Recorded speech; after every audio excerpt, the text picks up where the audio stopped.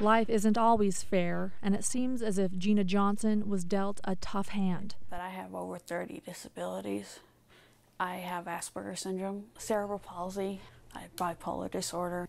The list ranges from mental problems to physical problems. At the tender age of 8, it was too much, and she attempted suicide.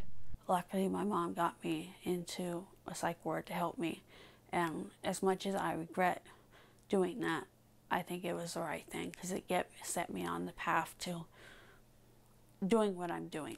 She found herself in foster care, and the rage and anger inside of her became much bigger than the little girl she was.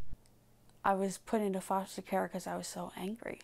But in a moment's time, it seemed as if her rage disappeared, all because of a video game. I didn't want her to hurt people, but I wasn't in the right mind, and I needed something to take it out on, and I remembered how much fun it was to kill a virtual alien and not get in trouble for it. And since that moment, Gina has been gaming. Her aggressions have ceased, and she feels in control. I needed to take an outlet, and because I had so much anger and was hurting people, and if I didn't get my act together, I could end up in jail. It's the violent video games that Gina says help her the most. There's a lot of gore, there's a lot of blood. And the reason she wants to share her story. Gaming has saved my life, and now I'm trying to save it in return. Not everyone is a believer in Gina's gaming.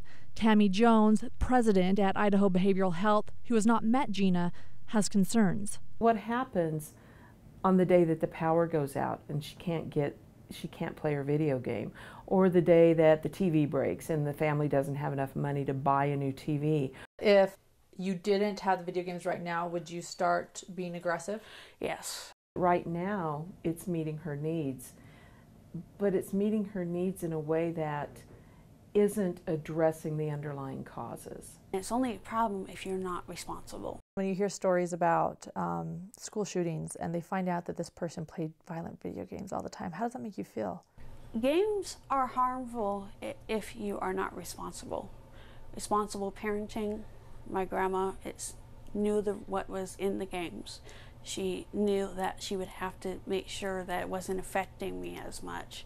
How much money do you spend each year on video games? About $2 grand.